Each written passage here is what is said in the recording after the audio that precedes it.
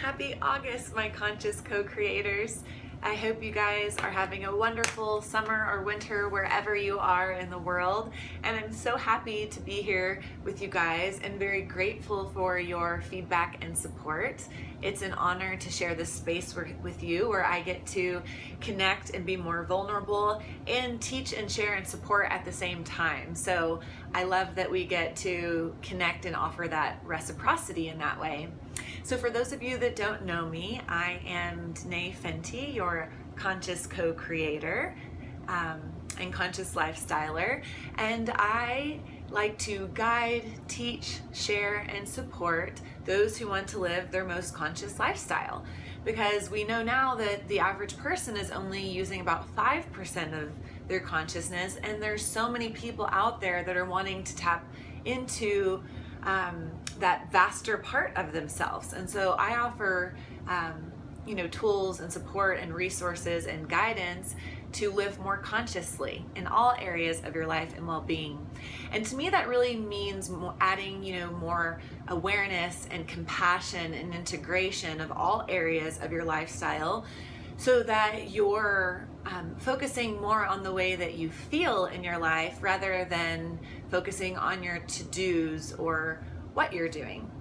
Because there is a time for everything, and it's great to embody more being as well as the doing that we're so accustomed to.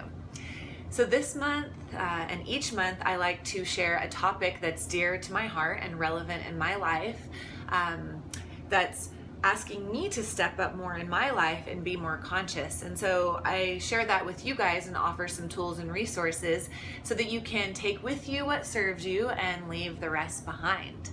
And so a topic that's been really near and dear to my heart this month and over the summer has been the topic of care. I've really slowed down, which for those of you who know me know that has been quite difficult for me. And my focus has been on offering myself and the things that I'm involved in the deepest level of care that I possibly could. And of course, when I started to ask that for myself, I've been provided more opportunities from the universe to act on that and embody it. And so I'm very grateful to get to share with you guys from this rich experience of connecting with this topic. And so I like to share definitions because I feel like they're helpful in a starting conversation of the topic. So care. A couple of definitions are to look after and provide for the needs of, and the provision of what is necessary for the health, welfare, maintenance, and protection of someone or something. And so one thing that I think is important to mention is that everything is open to interpretation, and our experiences and thoughts and beliefs about them shape the way that we interpret this meaning. And so for me, the way I'm going to interpret it is going to be entirely different than the way you interpret it. And so definition is helpful because to me it brings us to a common ground. And the energy of which we apply care totally changes the way we relate to it, and quite frankly the definition of it. There's self-care, there's care for our animals, there's care for our loved ones, there's care for our planet, and truthfully, care is a regenerative property, and as humans we are designed to care. We will always be caring for something, and when we're doing so with a lot of good energy behind it, it's regenerative to us as well as the person or thing being cared for. And I am reading this book and incorporating this concept more and more into my own practice of the HeartMath solution. And they talk about care, and they've actually done a lot of scientific studies on how care is actually good for your health and improves your immune system. And they also differentiate between care and overcare.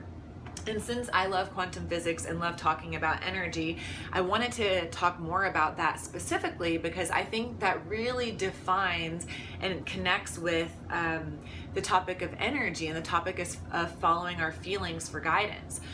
So overcare is when we step into that place past care being regenerative to us, to it actually being draining to our energy. And so you may or may not know that energy cannot be destroyed or created. It can only be transmuted.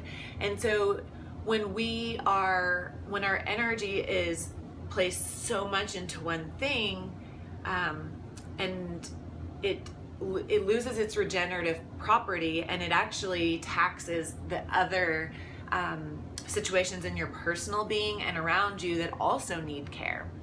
And so overcare leads to burnout. Overcare leads to worry, frustration, anxiety, which we know scientifically, and most of you know in your body, does lead to physical burnout in your physical body as well.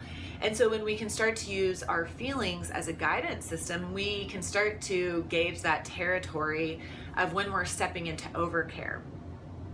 And I actually think it's important to mention that if you don't have a good sense of self-care and a good sense of centeredness, you probably are stepping into overcare way more than you realize, because your barometer isn't going off of, oh, this feels depleting, because you don't have that sense of vitality that you have when you're really connected to yourself. And I say this because it's only been in the past couple of years that I've really been able to tap into that feeling of like, oh, that's my power, that's my energy. And so when you have that foundation of which to use as your barometer, you know when you're getting far away from yourself. You know when you're stepping into those boundaries of caring too much.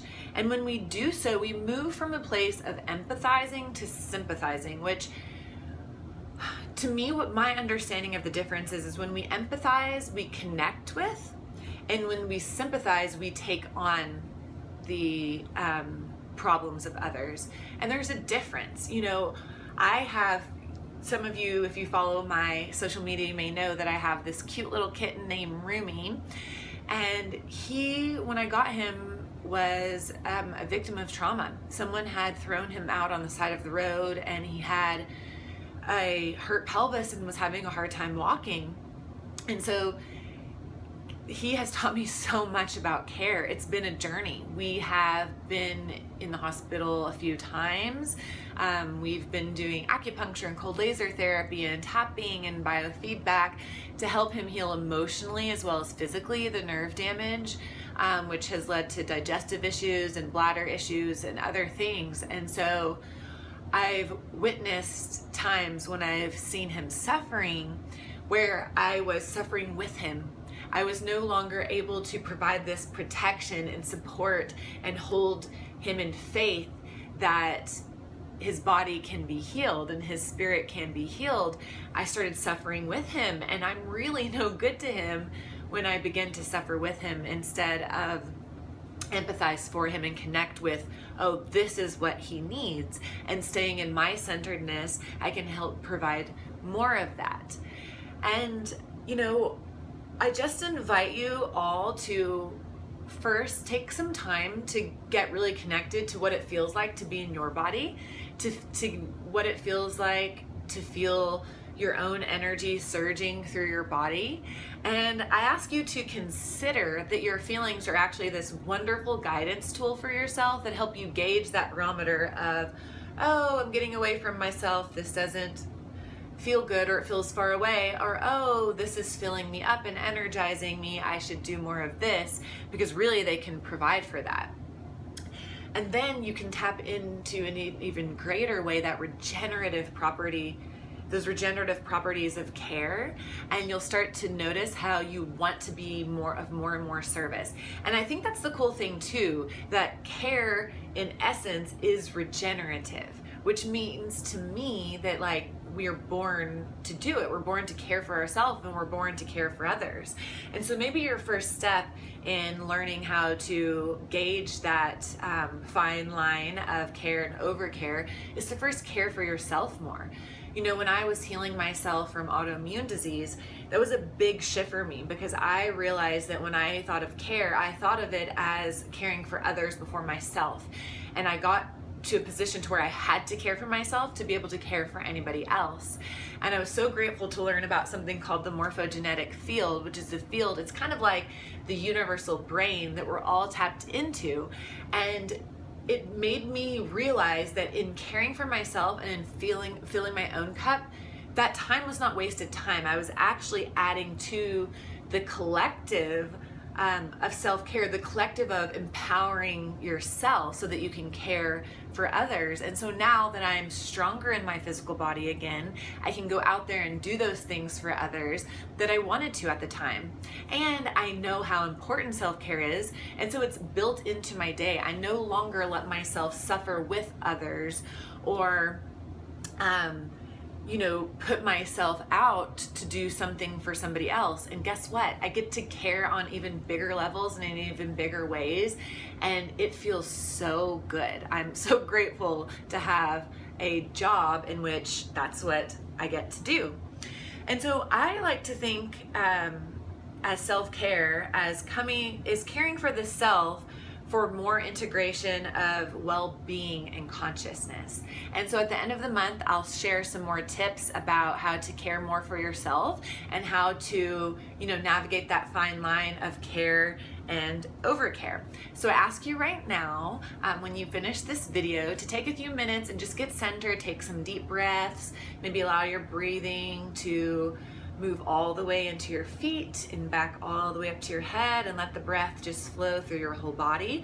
And that way, and then maybe you have some pen and paper with you, or you're just doing this mentally, and you start to assess different areas of your life and assess your levels of care. Your nutrition, your self-care, your friendships, your family, your creativity, your purpose, any other areas of your lifestyle that come up, and start to think of how full each of these areas feel. Let yourself feel into the feeling of how full you feel in each of areas of those your lifestyle, and then maybe create some action steps for yourself. If I was doing this practice for myself and I felt the least full in the area of nutrition, for instance, I would maybe jot down just a couple of simple steps that I could definitely agree to, so that I was not, tricking myself into saying I was going to do something that I wasn't. Like maybe I told myself I was going to eat more fresh meals this week. Or maybe I told myself I was going to eat the rainbow at least one meal every day. So those would be a couple of ways that I could slowly integrate more care in that area of my lifestyle. So I hope this has been helpful for you guys. This is a super important topic. I would love to hear if you guys have any feedback or questions. You can email me at info@denaefenty.com. This will also be up on my website soon at denaefenty.com. And again, you can follow me on Instagram at Miss Nutrish. Hope you guys have an awesome August, and I'll talk to you guys again soon. Bye.